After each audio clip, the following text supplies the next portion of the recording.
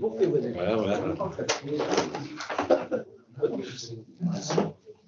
I've seen something. Okay, well, good morning, everybody. So we're now in September's pension committee. Does the time fly? So the last one was in July. And I'd just like to welcome everybody again. So those of you who have forgotten already, I'm Councillor James Gamble, and I'm Chair of the Nottinghamshire Pension Fund Committee. And at the last meeting that we had, LGPS Central kindly turned up and they ran through a few presentations in the afternoon session. So I'd just like to thank LGPS Central for coming over. But to all elected members, officers, pensioner reps, trade union colleagues and advisors of the Nottinghamshire Pension Fund Committee, I extend you a very warm welcome, and your contributions and perspectives, as always, will always be valuable. And also, I'd like to thank any members of the public who are here today as well. Now, just a kindly reminder, the meeting is being broadcast live via YouTube. So viewers can hear the presentation and questions of today's meeting. Now, I'd like to ask all members, officers, and representatives to introduce themselves, and we'll start with Catherine, and we'll work ourselves around the table. So, Catherine Harker, Democratic Services. Chris King, Pensions Rep. John Cockcroft, GMB. Tamsin Rabbits, Head of Pension Fund Investments. JG Meatham, Governance Officer.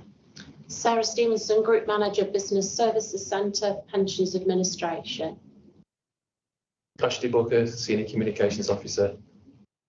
Stuart Matthews, Finance Portfolio Holder for Finance and Resources. James Rawson, County Councillor for Kimberley and Nuttall. Vernon, Councillor on G&E. Graham Chapman. Councillor Stuart Bestwick, Shadow Finance. Councillor Richard Butler for Copgrave. I'm standing in for a colleague today. County Councillor John Clark for Arnold South. Councillor Pat Chowdhury, Nigel Stevenson, I'm the County Sectional Parliament. okay, and Councillor James Gamble, I'm Chair of the Pension Fund. Just had two people come in. Bert Bingham, County Councillor for Worksop West and Cabinet Member for Transport and Environment. Everton Lewis Gordon, Listen Trading. Okay, thank you. That's everybody. Thank you for introducing yourselves this morning. So we've got a member of the public present, so I just want to kindly remind that before we begin the meeting, I'd like to remind members of the public that are present that placards, banners, advertising materials and similar items are not to be permitted in any committee meeting and must be covered or removed. Failure to comply may result in that member of the public being asked to leave the meeting, and members of the public should remain seated during any debate and not to do anything to endanger the health and safety of any person. Members of the public may record the meeting proceedings and reports all public meetings. However, any person recording must not distract the good order of the meeting, and please turn mobile phones or other electronic devices switch to silent. Okay. Thank you very much. Okay. Right, so we're going to progress. We've got a jam-packed agenda as always. Well, I say always, this is the second one that the majority of us have been attending with new elected members. We've got 14 agenda items, and we've got two fund managers coming in the afternoon to do a presentation as well. So we'll try our best to work through the agenda in a timely manner, which I'm sure we will. So we're now going to move to agenda item number 1, which is minutes of the last meeting, which was held on 24th of July 2025. And I asked the committee if the minutes from the last meeting can be agreed, and if we can do so by a show of hands. Here.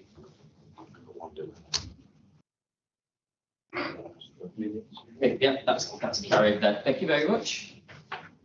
And we now move over to agenda item 2, which is apologies for absence. And I'm going to ask Catherine from Democratic to confirm any apologies and substitutions.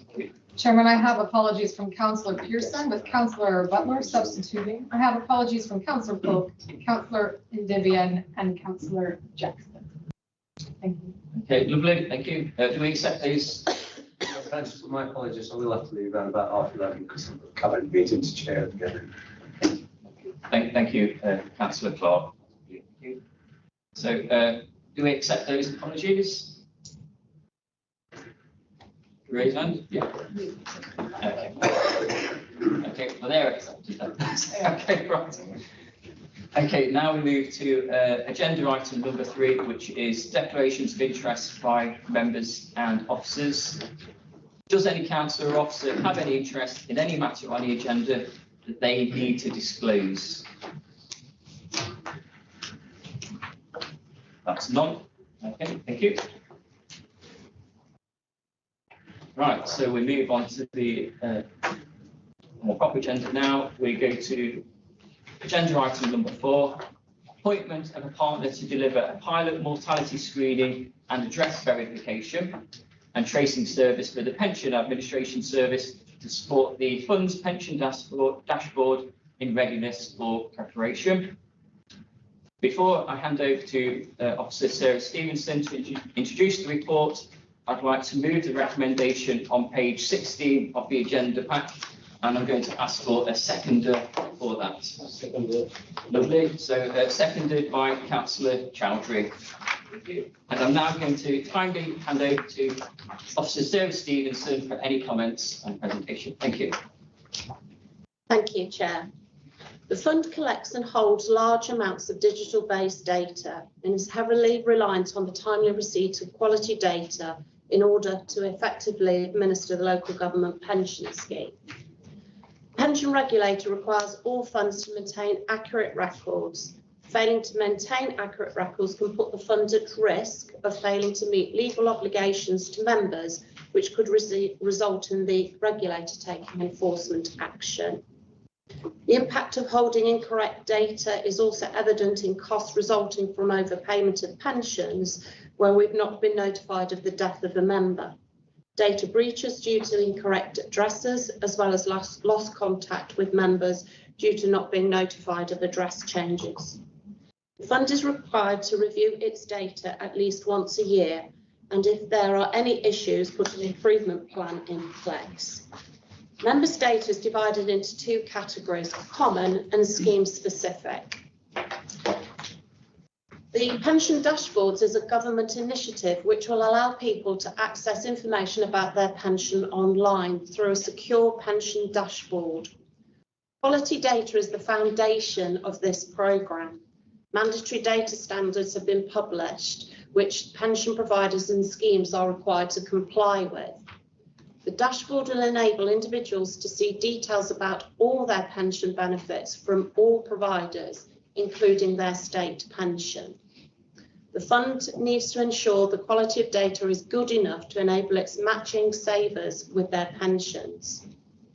Data improvement is a continuous process and not a one-off exercise. The fund needs to regularly check the data that it requires to run an efficient and effective scheme and must ensure that its data is managed well on a day-to-day basis. As well as updating data received directly from scheme employers and members, the fund engages in a range of services to support ongoing data improvement, and these are detailed in paragraph 11. The fund, however, does not currently undertake proactive mortality screening or address verification and tracing, which a number of other LGPS funds are benefiting from. Working with procurement, we've identified that these services can be procured via a national LGPS framework, which has been set up with contributions from a number of other LGPS funds, and provides access to a range of mortality screening and address checking and verification service. The fund is able to directly award a contract to a suitably experienced and qualified partner to deliver a pilot mortality screening and address verification and tracing project. The results of the pilot would be reported back to the Pensions Committee to review and agree the next phases of the programme. So the pilot project, the first phase would be to mortality screen all deferred members and those individuals holding a preserved refund. The pilot would also screen the pensioners' payroll once a month prior to payment for a period of 12 months. This will enable payments to be suspended in the month of death should a pensioner be flagged as having passed away via a report to the National Death Register. The second phase of the project is to undertake an address check. Holding an accurate address for all members is one of the key requirements. Deferred and preserved refund members who are no longer in active employment with a fund employer, we are reliant on that member notifying the fund of a change of address. The fund has identified that it currently has over 8,000 members marked as lost contact, where we have received returned correspondence marked as gone away by the post office. On receipt of returned mail, the member's record is flagged, so no further correspondence can be sent out. All deferred and preserved members, excluding those identified as deceased, will undergo a living as stated check. Once that's completed, no action is required if they are confirmed as living at the address that we have provided. Any records that are not identified as living as stated will be automatically moved through to an auto trace and identify a new address. The total funding required for the first two phases of this project, as detailed in paragraphs 14 to 17, is £50,000. This is a fixed price through the national framework. On completion of the pilot project, the fund will be in a position to determine the scale of the next phases. Detailed at paragraph 20 are the benefits to the fund of running a pilot mortality screening and address verification process. The Council's corporate procurement team has been providing support and advice throughout this particular engagement of the framework. The setup of the framework is such that if the pilot is successful, it enables the fund to continue to engage the partner directly. The proposals detailed in this report will further enhance the fund's data improvement activity and support the fund in meeting the pension regulators' requirements, as well as supporting the preparation for the National Pension Dashboard Programme. Address tracing and correction service will enable the fund to make contact with members it has lost contact with, and the mortality screening will enable the fund to cease paying pension benefits more swiftly after the member has passed away. The costs identified within the report are legitimate administration costs and can be charged directly to the fund. The recommendations of this report are to approve the appointment of the preferred partner from the National LGPS framework for the pilot project of mortality screening and address verification checking via living as stated and auto traces set out in the report. The second recommendation is for committee to agree the funding of the pilot activity as detailed in the report. Thank you. Okay, thank you, Sarah. So that looks like quite a robust procedure with the pilot mortality screening. Obviously, we don't want people being missed, so we've quite a lot there. Does any member of the committee have any questions on? Okay, Councillor Stewart-Bestwick. Thank you. Thank you for that report. I can see that you've obviously we've got a cost of £50,000 for implementation. Is it possible at this stage to put any price on the saving, if you like, of the potential saving from implementing this at all? I think we're at a very early stage. That's why we've suggested a pilot at this stage. We're aware that obviously we've got over 8,000 members that we've lost contact with. So there is a potential risk there of regulatory enforcement because we're not maintaining that contact. But the whole idea is to do the pilot to understand how many pensioners are we not notified of having passed away, and then to bring that level of detail back to committee. Right. So it's really a stage too early at this moment in Okay, time. that's fair enough. But at the next stage, we should have an We idea will. of. Yes, saving. exactly. Okay, Yeah, thank you. yeah. Thank you, Stuart. And we've got a question here from Councillor Jim Vernon. It's the first time on this one. This leapt out the page at me because I keep getting every year somebody's pension and I keep sending it back recorded delivery saying no longer here. It comes every year. So I'm assuming there's something wrong in that system. So hopefully something like this would be great. You made a statement there, you said, hopefully cease more quickly on mortality. So I'm thinking, what happens if it's overpaid? What percentage of these? Is there something in there that monitors that? People obviously do pass away, and it's then the responsibility of the next of kin or the spouse to report that death. There is the Tell Us Once national service that is purported to enable somebody to register a death, and then you can select all the other agencies that service would report that death to. However, not everybody agrees to engage in the Tell Us Once service. So we are reliant on next of kin and spouses contacting the fund to let us know that the member who's in receipt of the pension has passed away. So there are periods of time where we continue to pay a pension because we don't have a crystal ball. Obviously, once we are told, we will then estimate what that overpayment is. There may well be a spouse that's got to be paid as well. So we will have a look to recover that overpayment before then setting up and paying that spouse. There are occasions where there is no ongoing payment to a spouse. Obviously, we will then contact the executors. We will attempt to recover that money from the estate. If we're not in a position to do that, then there is a formalised write-off process that we would go through as well. The mortality screening offered by the partner links directly into the National Death Register. So I believe that we will get a much swifter response to knowing that somebody has passed away, as long as that death has been registered. So there are still some reliances there on other actions. Is there any way of improving it that we know of? Not through the National Death Register. I think there's a responsibility on individuals to report a death. Thank you for that. Thank you. Not under our control. Thanks, Sarah. A very thorough response there. Councillor Richard Butler, had you?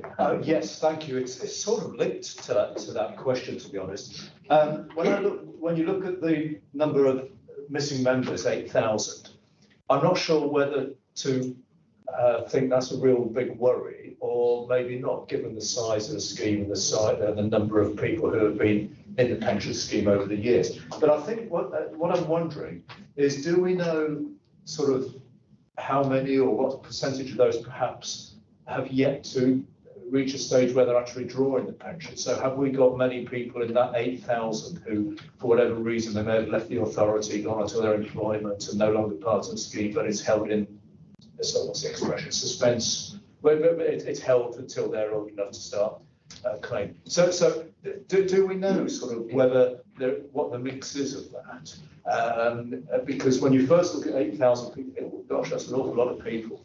And also, I wonder as well if any of the 8,000 of these who are getting the pension payments, if it's been going on for a few years, do we not go? And I know we live in a world of data protection all the rest of it, but would the banks, for example, not give any clue when we're paying money into someone's bank account if they're deceased? What happens there? So just a couple of queries on that. Thank you. If I can, I'll start with that last point first about the bank. Yeah. If the bank account is still open, then that payment will go in and it will keep being added to the account. Yeah. Obviously, if we attempt to pay to a closed bank account, we get that money's returned to us. Right. So we do take steps to attempt to contact. But again, sometimes we will write out and people don't write back to us. So the address checking first of all, it does a living as stated check so that it is using activity to confirm that, yes, there is still financial activity being undertaken by that individual at that registered address. So I think that deals with the bank question. The 8,000 as a number in isolation seems quite large, but we have 170,000 members across our different categories within the scheme. So that, I think, does put it into a degree of proportion. That's what I was wondering. Yes. Because I suppose when someone first reads the number 8,000, you think, well, that's a heck of a lot of people. Yes. But then when it's a percentage or of the actual number of members, perhaps it's not. And if you look at that in comparison with other LGPS funds, that's roughly the same figure that other funds are carrying. We have not broken that down into deferreds and their age category. I'll come back to that shortly. At the end of August, we issued benefit statements. And we were aware that we'd got around 400 active members where we didn't have an up-to-date address. So through the Employer Support and Compliance team, they're in direct contact with the scheme employer to say, we're not holding an up-to-date address for these people. Can you give us an up-to-date? Can you verify a new address? And then they will get a benefit statement in that second run. So the bulk of these individuals are deferred beneficiaries where they are not in active employment with one of our scheme employers and therefore an active member of the scheme.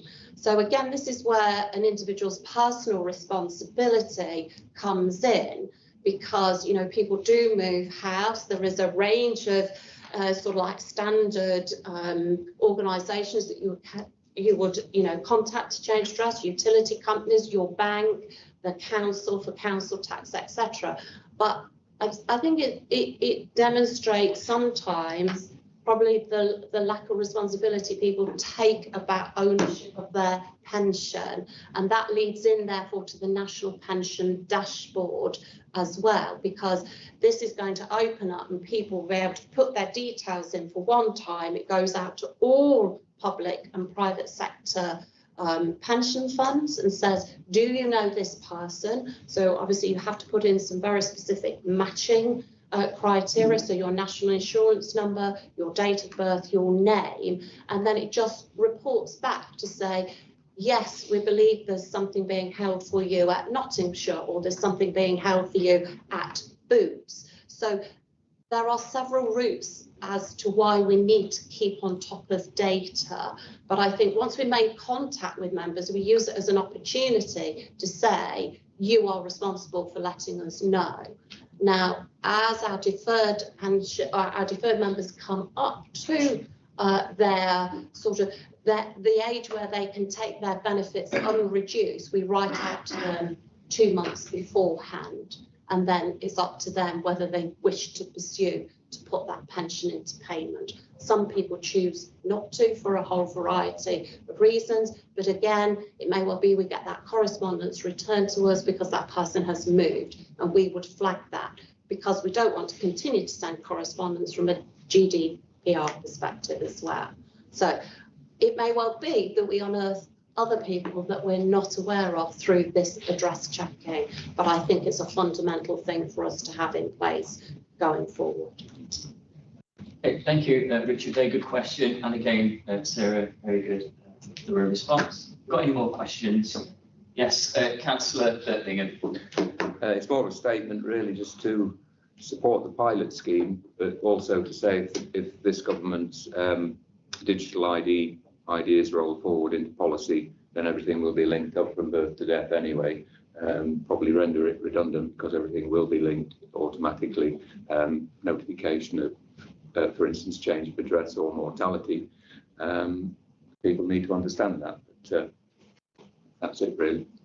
Just in response to that, that was the purpose of the Tell Us Once service as well, but that actually hasn't been the result of Tell Us Once, but the government national ID may well give us that as a result, yes. Thank you, Sarah. Councillor Graham Chapman had your hand up there. Rob. Thanks, yeah. Number of points. First of all, we've obviously got to clean up the system irrespective of the costing. You can't have a system that's clunky. Second point is, very pleased you've got a fixed price contract because they make their money on flexible costing. Third, do we ever report write-offs anywhere at this committee? Sorry, I've got two more questions. Sorry, go on then. I'll come back to that one afterwards. Second one is, when we get a report back on the pilot, can we monetize? Yes. Right. Yeah, we will do. As well as just give us numbers. Yes. Can we monetize? Yeah. Yeah. Right. And the final point is, you won't have you any idea what the total cost would be because this is a pilot? No. And if you say no, I fully understand. The whole idea is to do the pilot to get that statistic and to report that back, because then that's a committee decision. Again, it's actually what's the pensions we're continuing to pay out, knowing somebody's deceased as well. So yes, that will come back as part of the second report.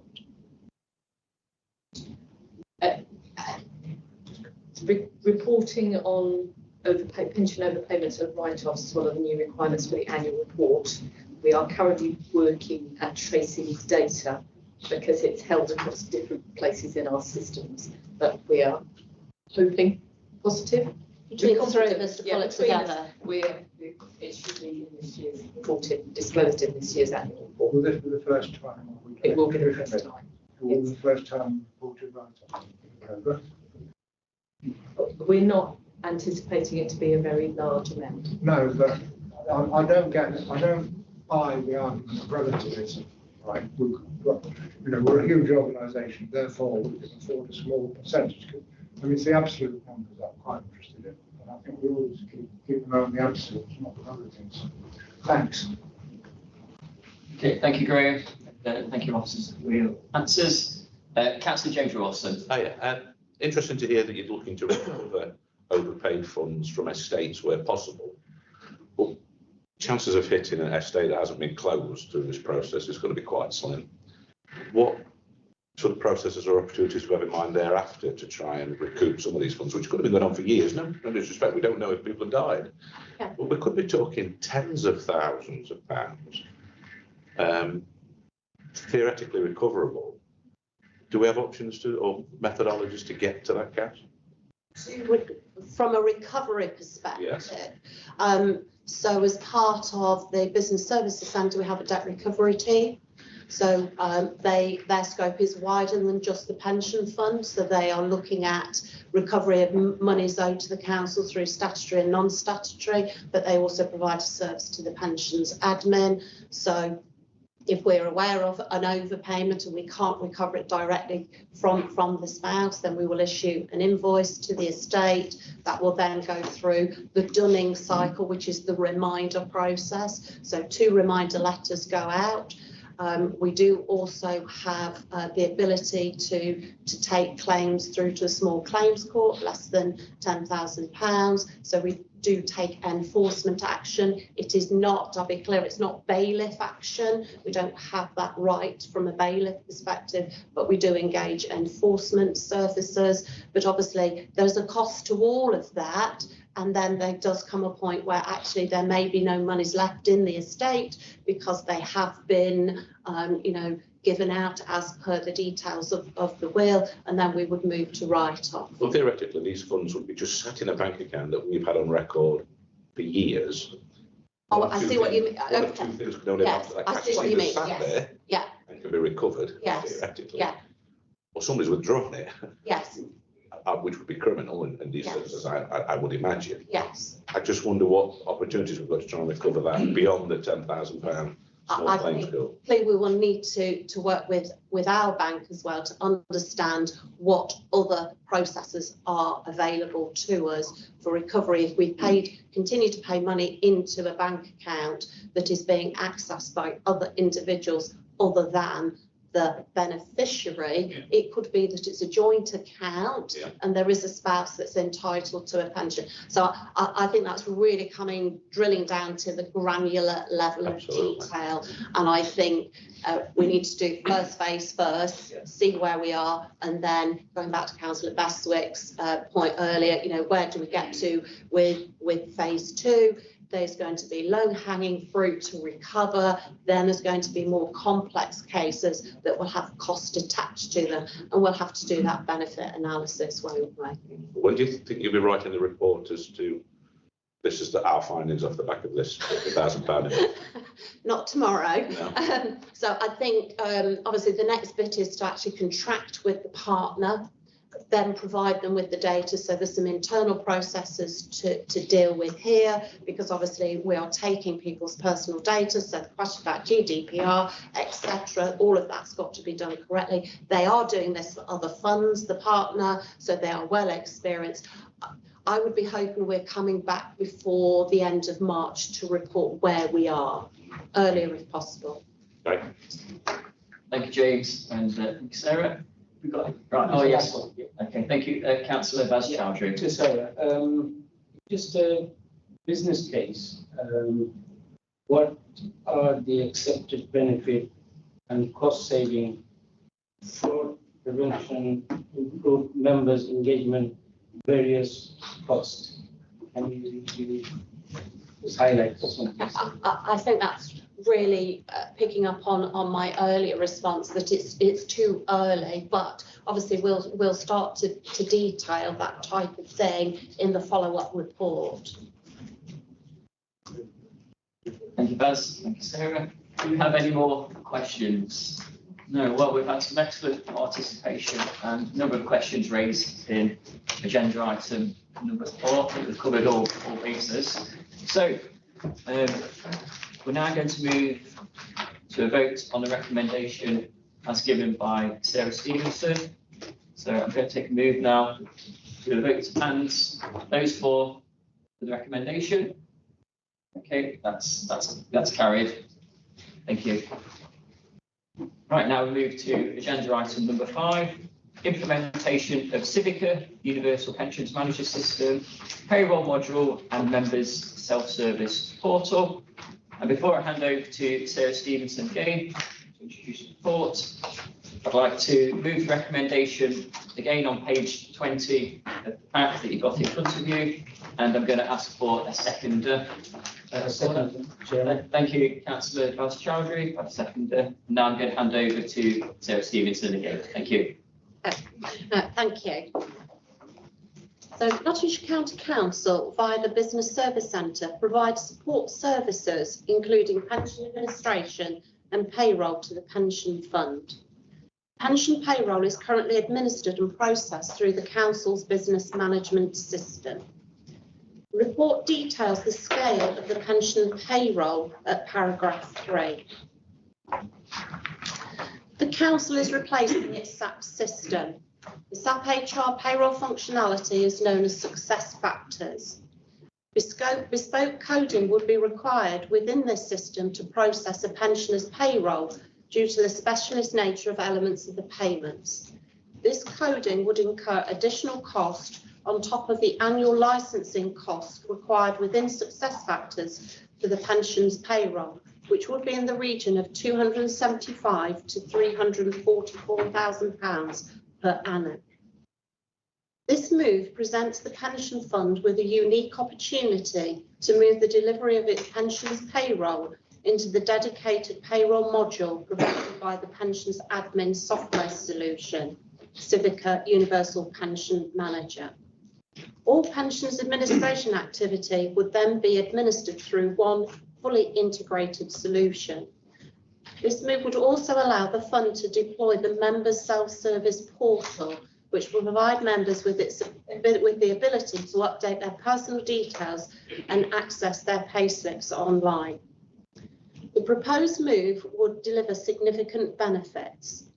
The current UPM contract runs to the 31st of March 2031 and provides access to all existing UPM modules and the right to install any newly developed modules during the lifetime of the contract, and covers the licensing and support maintenance costs at an annual cost of just over 415,000. This contract also includes the use of the payroll module and member self-service portal at no extra cost other than the one-off implementation costs. By unifying pension administration, document management and payroll functions within the Civica UPM platform, a number of key benefits and efficiency gains will be realised as a result.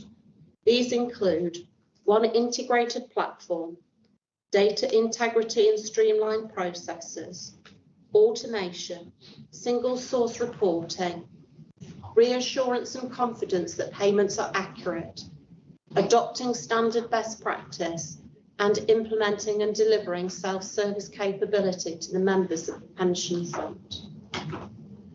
Civica has provided a change control note detailing the one-off implementation costs for deploying the payroll module and members portal of just over 280,000.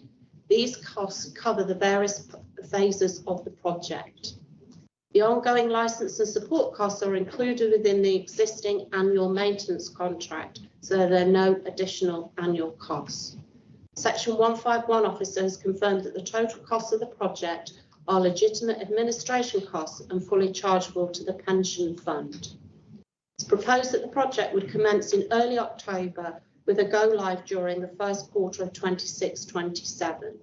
A detailed communication plan would be developed, which will include pensioner-specific communications around the benefits of the payroll system change and the details of the deployment of the members portal.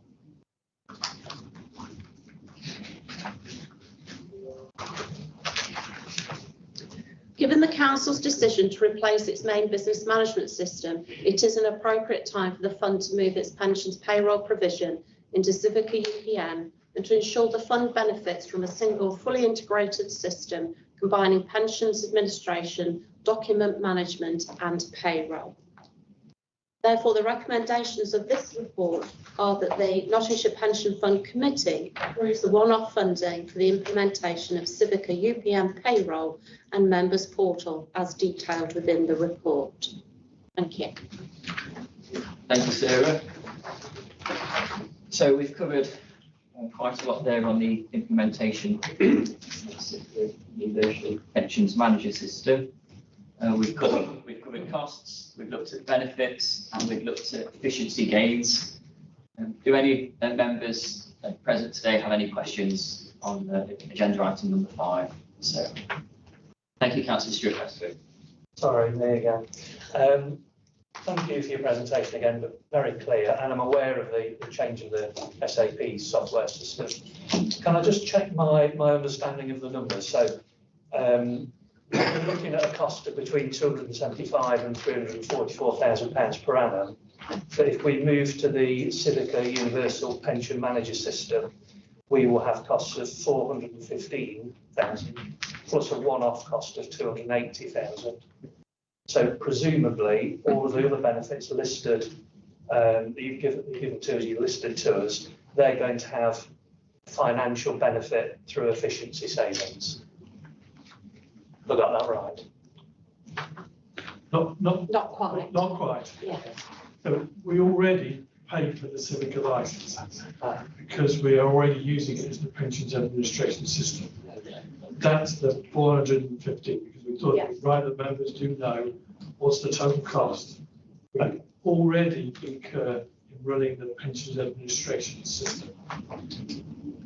What we're doing here, proposing it, sorry, Sarah, is we're going to use an existing module effectively that we're paying for within that license fee to run the full payment process, which will cost us to actually implement the 280,000. If we carried on with the existing approach, we'd still incur the 415, but we'd incur additional costs per annum because of the change to the SEP system, which could be up to the 344,000 per annum. So actually, it's a bit of a no-brainer in terms of it's the right thing to do because the cost of the implementation in itself will be less than the cost of 1 year's additional licence as business sector. Understood. Thank you for the question. Thank you, Nigel. Thank you, Stuart. Councillor Richard. Yes, thank you. Look, just interested really in paragraph 12, where it talks about going live in the first quarter of next year. It's coming rapidly, isn't it? And but in particular, the detailed communication plan. Now that will involve some cost, won't it, in terms of actual getting information out and the administration. Is that included in the overall sort of administration budget for this, or because I would imagine that the cost of however we let people know, whether it's through post or via electronic email, websites and so on, and also I suppose the kind of sort of links into the previous item with these 8,000 missing people again, doesn't it? But anyway, it's the communication issue. I'm not anticipating any significant increase in costs for communication. So pensioners currently have 2 routes to access their pay slip. So this is affecting pensioners. Actual claimants. Yes. Yeah. So if they are currently in receipt of a hard copy pay slip, they get one 4 times a year: March, April, May and June. Because that runs them up to the annual pension increase that comes, it payable from the Monday after the 6th of April. So we have a facility on that payslip to put a message. Okay. So that message could link them to the website where we would publish more details. In one of those 4 payslips every year, we do a leaflet. So we remind them to let us know if they pass away. Well, hopefully whoever's reading that leaflet. Yeah. We provide them with a range of other things. I remind them of the tax code reference, remind them it's the tax office that generate the tax code, not us. Remind them to change their address if they change. So we will use that vehicle to tell them that we're going to change the payroll system. Because what we're really saying to them is we want to remind them we're going to continue to pay them, but actually they're going to have the ability to log on to the portal to change their own personal details, to access their pay slips. If they sign up to online pay slips, so we've got approaching 10,000 members who are pensioners who actively have registered the online pay slip. For all new pensioners from, I think it was around 2015, 2016, that is the route they get their pay slip, because part of our digital transformation. So we'll use that vehicle. That doesn't cost us anything because we're already distributing the pay slip. Yeah. As we write and we confirm to pensioners, if they are a pensioner who's running up to that move to the new system, we'll use that correspondence to add a paragraph in around look out for information on the website. We'll use the website as well. So it'll be minimal and that will be contained within the existing budget. Thank you. Okay, thank you, Richard. Thank you, Sarah. Have we got any more questions on the item number 6? Okay, right. So we've had a few questions there on the numbers. So there's due diligence there. Right, now I'm going to ask members again to vote on agenda item number 6. So those for? Okay, again, that's been carried. Well, thank you. Oh, it's actually agenda item number 5. Say that. Okay, now we're on agenda item. I'm getting ahead of myself. I'm watching the clock. So, okay, agenda item number 6, local government pension scheme, LGPS, consultation, England and Wales, access, fairness, consultation. And again, it's Sarah Stevenson again doing the report. And before I hand over to Sarah, again, we've got the pack in front of us, and it's page 26 of the pack. Look through, and I'm going to ask for a seconder again. Thank you, Councillor Vaz Chowdhury. And now I'm going to hand over to Sarah Stevenson again. Thank you. Thank you. I can assure you this is the last admin report as well. So this report is being brought retrospectively regarding the consultation. So on the 15th of May 25, the government launched a consultation on a broad range of proposals relating to scheme member pension benefits, which were intended to tackle inequalities within the benefits package and improve access to the LGPS. It included measures to reduce opt-out rates, tackle issues connected to the gender pension gap and anomalies within its forfeiture provision. The key proposals provide definitive answers to long-standing problems with regard to ensuring equity of survivor benefit entitlements and introduce initial measures to deal with the gender pension gap. The aim of these measures is to position the LGPS as leading the way across the public sector pension landscape to address this societal inequality. Consultation covered a broad range of technical regulatory changes, and these are were detailed in the 52 questions. The key proposals in the consultation are survivor pensions and death grants. This aims to eliminate the historical disparities in survivor pension entitlements by aligning LGPS rules with equality law and court decisions. Proposals also look to address gender pension pay gap in the LGPS. The opt-out rate.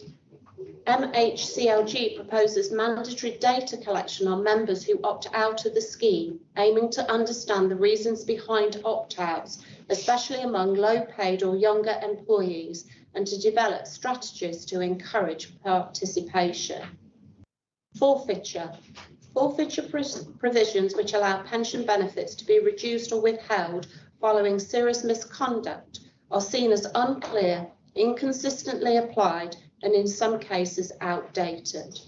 The consultation suggests clarifying and potentially reforming the rules around the forfeiture to ensure consistency and fairness across administering authorities. Proposals also look to deal with McLeod remedy technical amendments, as well as a broad scope of technical changes. A copy of the fund's response is attached to Appendix A to this report. If the proposals are confirmed into the LGPS regulations, it is likely that this will lead to a higher volume of retrospective benefit calculations, with the cost of the administration rework depending on the fund's membership profile. While some proposals may lead to increased costs, for example, reinstating pension accrual for certain absent servants, others may have neutral or minimal financial impact. The proposal is to make unpaid statutory maternity pay pensionable, will also have a direct cost to employers. The implementation of the benefit changes and the mandatory reporting requirements for opt-outs and the gender pension pay gap will require additional resourcing from the fund's administration team. Civica, the system provider, will also need to develop software to perform the revised calculations, which will incur a cost to the fund.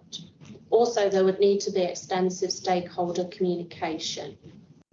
Whilst there are no immediate human resource implications, a further decision report would set out the requirements for additional staffing if required. The consultation, required. So the recommendations are that the Pension Fund Committee notes the contents of the consultation, the response submitted by the fund is detailed at Appendix 8, and also note the implication changes would have on the benefit provision and administration of the scheme. Thank you. Thanks, Sarah. So this is a noting report on the LGPS consultation for England and Wales, but nonetheless, if any members or reps have any questions on this report. Councillor Graham Chapman, thank you. Probably another case where the system needs cleaning up, bringing it up to date. And there are some very good things in here. I'm particularly concerned about people dropping out, young people, because they're just stacking up problems. Get over the idea that you do need a pension. I spend a lot of time talking to young people, and they get really bored with the going options and pension scheme. I've had some success at it. But that's by the by. Although I agree with the whole thrust of this, that my main concern is probably your main concern is retrospection. I just don't see a lot of this retrospection practical in relation to the amount of energy that's going to go into it. So I think we should, I mean, there's a lot we can welcome in there, but I think we should resist as much as possible retrospection. Yeah. Can I just respond to some of those points? So I think, yes, obviously there would need to then, if this consultation goes ahead and proposals are enacted on, there would need to be obviously a lot of change to the regulations, and then it's the interpretation of that. Completely agree, Councillor Chapman, with your point about opt out and the importance of people developing pension provision. I think that links to the National Dashboard Programme as well. I think also another thing that's probably underutilised within the LGPS is the 50-50 option. So you can either have full benefits from the scheme, or you can elect to pay 50% contributions and you get 50% of the benefits.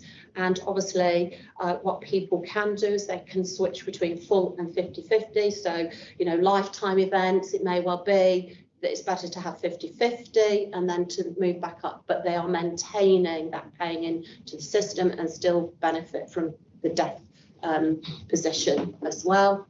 I think one of the other major things here is that scheme members operate contractual enrolment, which is different to auto enrolment. So as a scheme employer, as part of your contract of employment, you're contracted into the LGPS. Then as a member, as an employee, you have to take an active decision to opt out, but then the auto enrolment process kicks in again at a 3-year interval. So there are a number of things already within the scheme, but I think the LGPS needs that more detailed understanding of why people are opting out. Great, thanks, Sarah. Do you have any more? Sorry, didn't. Okay, great. Sorry to interrupt. We didn't mention retrospection. Oh, sorry, retrospection. Which I'm sure you're very sorry. Yes. Yeah.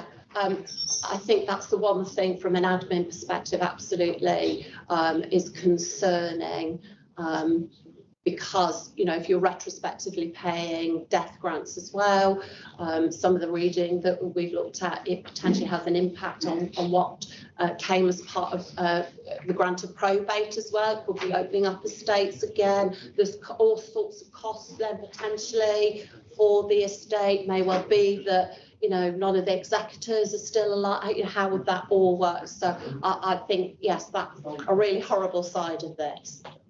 Thank you. Thank you, Gary. Sarah, do we have any more questions from members? Do you want to make a point?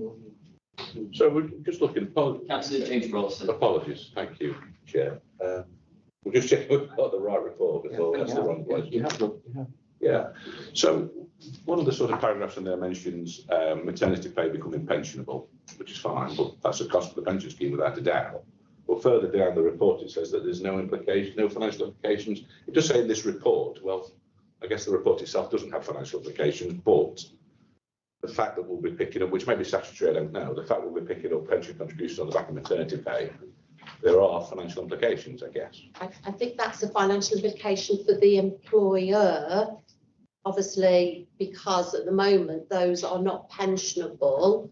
So you'd have to go back, or the employer would be needing to pay both their employer and the employee contributions on that pensionable pay. I think the comment about no financial implications as a result of the report, again, we'd have to be working with scheme employers to quantify that for them as well. Right. So I think that would be picked up as part of the triannual evaluation as well. So what's the implication then for employers? And just out of interest, are we statutorily bound to pick up pension on maternity pay? Or is that a nice to have that we're just picking up? I don't think maternity pay is pensionable. No. So that's why it's the issue of as soon as it becomes, if that Because you get that gap in contribution. it becomes a cost to the employer. Absolutely. Yeah. Albeit there's no cost, although there is additional administration cost around it. I'll take that away and come back via chair with a detailed response to that. James. Thank you, Nigel. Sarah, we got any more questions?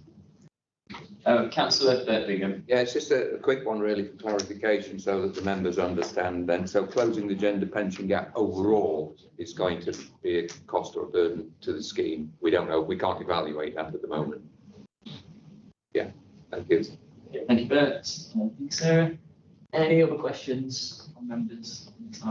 Okay. Well, this report is just for noting, so the local government pension scheme, LGPS consultation, in Wales, access to fairness consultation, noted. Right, so now we, and Sarah now have a breather and a word count for this morning.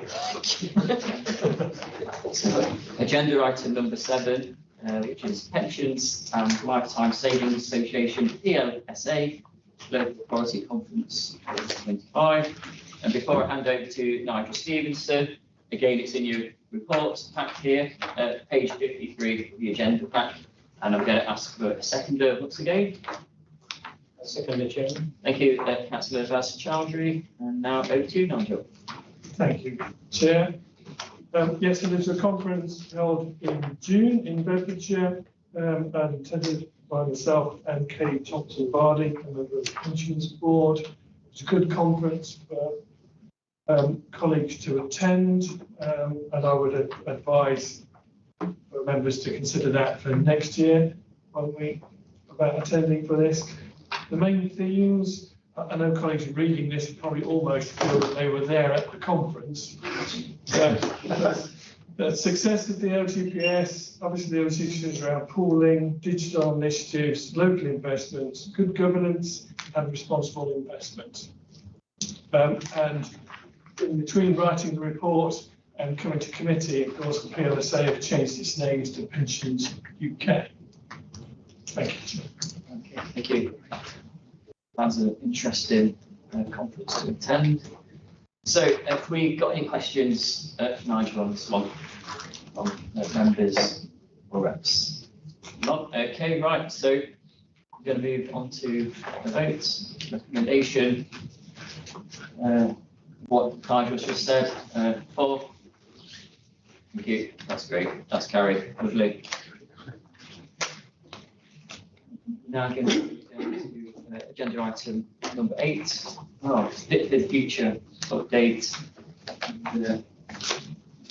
I'm sure members, yes, thank you. I'm sure members and reps have been closely looking at Fit for the Future. So we've got the deadline here of March 31st, and it covers a lot in that government white paper. Before I hand over to Tamsin Rabbits, again, it's on agenda. It's in your back page number 7. Thank you. Over to you, Tamsin. Thank you, Chair. The committee has received multiple reports, most recently since the July meeting, about the government's proposals for the LGPS through the Fit for the Future review. As LGPS funds and pools await full details around implementation through the Pension Schemes Bill and secondary legislation and guidance, work is underway, both at the Nottinghamshire Pension Fund and LGPS Central, our pool, to prepare for these requirements. Members may be aware that a number of local government pension funds have expressed their preference to join LGPS Central. Work is progressing to review shareholder and other agreements to enable the central pool to respond to these government requirements. LGPS Central is procuring advice and recruiting skilled colleagues to enable them to provide investment strategy advice in future. It is anticipated that LGPS Central will attend our investment strategy working party in January. Further work is ongoing to develop a range of solutions for each asset class. Officers and Central are working together to assess the implications for funds investments.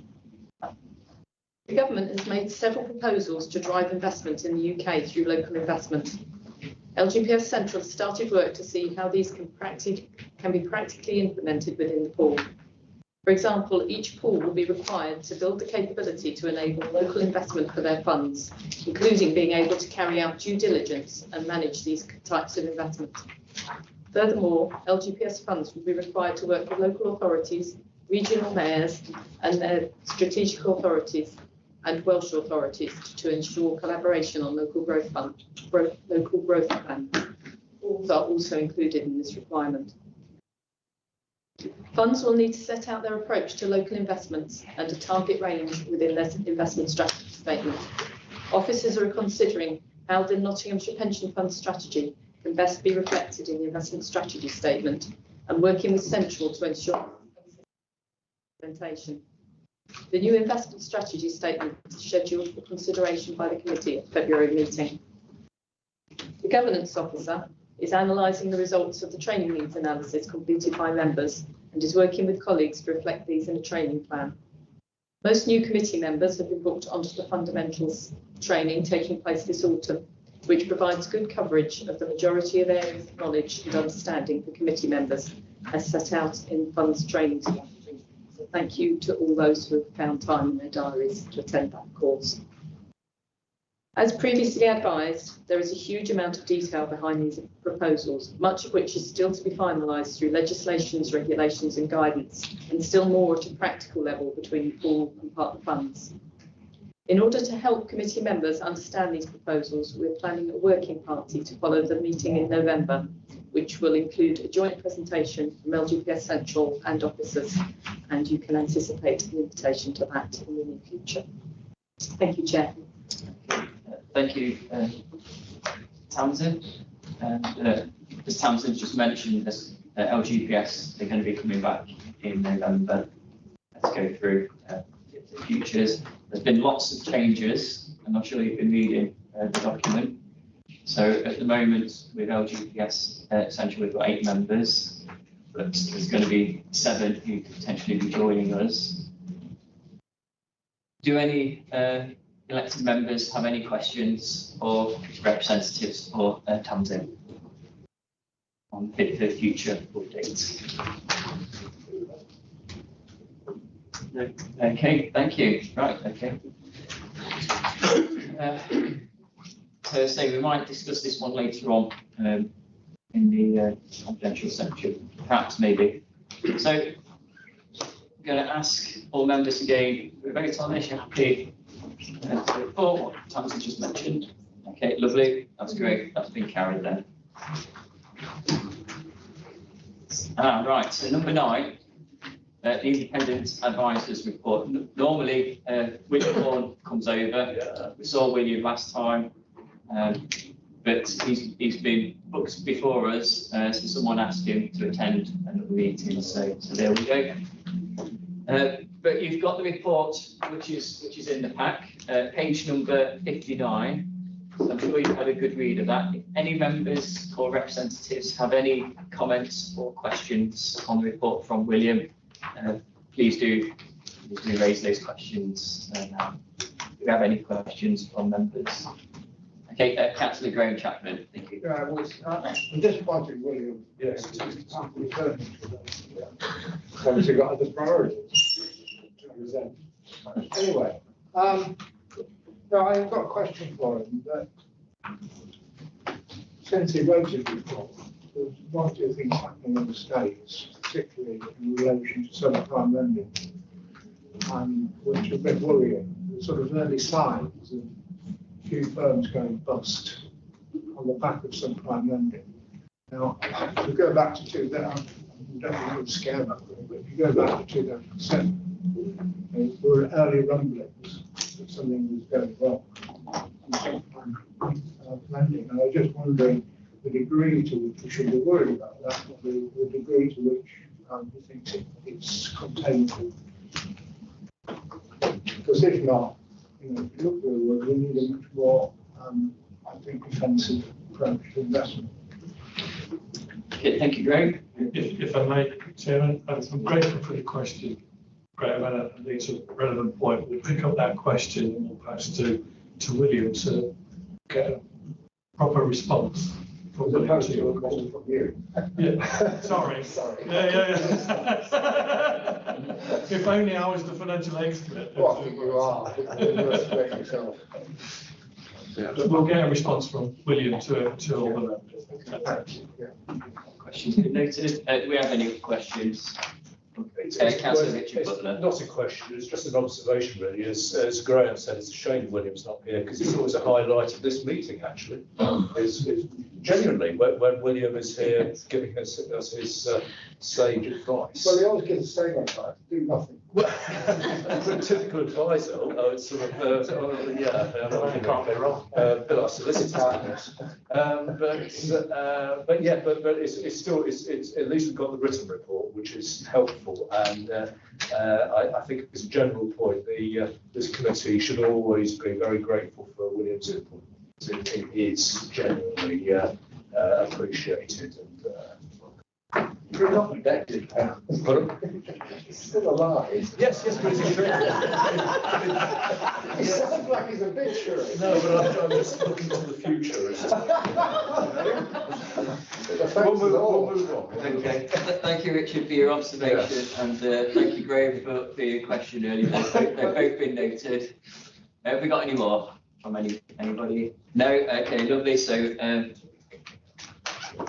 so that report that you've got in your pack has been noted. So now we go down to agenda item number 10, which is the work programme, and that's set out in our reports here of page 64 in the agenda pack. And I'm going to ask for a seconder.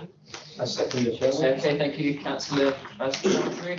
And now once again, we're going to hand it to Tamsin Rabbits for an update on the work programme. Thank you. Thank you, Chair. In the appendix, you can see the work programme for the rest of the committee meetings of the current cycle. The committee is asked to identify any additional reports required. I have had a request from Councillor Gamble to add a report on fees paid, investment fees paid by the pension fund to the work programme for this meeting. Okay, thank you. Tamsin, for your update there on fees. Have we got any other questions or observations from members or representatives today on that work programme? No. Okay, right. So 10 work programme. Can we have a show of hands, please, that you accept that update from Tamsin? Lovely, thank you. That's been carried. That's excellent. Right. Okay. So now we move to agenda item number 11, which is the fund valuation and performance. And again, we're going to hand over to Tamsin. So like Sarah, Tamsin's getting a word count in this morning, and we're going to be looking at page 80 of the agenda pack. Over to you, Tamsin. Thank you, Chair. This report is to inform the Nottinghamshire Pension Fund Committee of the value of the pension fund at the end of the last quarter and provide information on the performance of the fund. The table in paragraph 3 shows the valuation at the end of June, at the end of March, and the value a year ago. The fund investments have increased by 304 million, which is 4.2% since the previous quarter, and by 433 million, or 6.1% since last year. Paragraph 6 shows a more detailed analysis of valuations by portfolio. Paragraph 8 shows the income and expenditure for the first quarter and the unaudited annual figures for 2025. Paragraphs 9 to 20 relate to the fund's holdings in fossil fuel companies and investments in sustainable equities and renewable energy. There are a number of caveats that need to be understood in interpreting this disclosure, which are explained in the report, and I refer members to those. Over time, it is anticipated that fossil fuels will decrease as a proportion of the fund, and that investment in sustainable equity and renewable energy will increase, but the long-term trend will not be smooth. At the end of March, we had an estimated investment of 142 million in fossil fuel companies, which is 1.9% of the fund, and sustainable and renewable energy investments amounting to just over £1 billion, or 14.3% of the fund. Members are reminded that a more thorough assessment of our exposure to fossil fuels through our equity investments is provided by LGPS Central's carbon risk analysis. The core index portfolio section reflects the equity market movements over the last quarter. These investments are now under full management. LGPS Central has an oversight arrangement with core index. Responsibility for voting on the holdings within these funds is transferred to LGPS Central, so our common strategy will apply equally to holdings in the core index. This arrangement came into effect in January 2025. Schroders portfolio shows the regional analysis of holdings and purchases and sales during the period. And the LGPS central portfolio shows the investments made through the pool. Aberdeen have continued to manage our property portfolio. The specialist portfolio section shows the composition and valuation of the specialist portfolio and the transactions in the quarter. And the section of responsible investment activities summarises some of the responsible investment activities that have taken place during the quarter on behalf of the fund. Thank you, Chair. Okay, thank you, Tamsin. So we've had some percentages there, and I've mentioned of Schroders and Aberdeen. That's fund valuation and performance. Do you have any questions from members and representatives of Tamsin on agenda item number 11? No, okay, we'll find that. So I'm going to ask the recommendation that the report given by Tamsin Rabbits is noted, and we're now going to move on to agenda item number 12, which is exclusion of the public. It's always really nice to see members of the general public attending any committee, pensions committee especially. So do thank you for coming today. But I've now got to move on the agenda item that proposes that we meet in closed session. Thank you. To consider the exempt information in agenda items 13 and 14. I therefore invite the committee to resolve that the public be excluded from the remainder of the meeting on the grounds that the discussions are likely to involve the disclosure of exempt information as described in Schedule 12A of Local Government Act 1972, and in the public interest in maintaining the exemption outweighs the public interest in disclosing the information. I'm going to ask now for a seconder. I second the chair. Thank you. And a vote of hands. Okay, that's been carried. Lovely, thank you. And so now members of the public. It's the YouTube. Yes, yeah. Members of the public and online viewers for their interest. Members of the public have left, and now I'm just going to say that the live stream YouTube will come to an end. Thank you.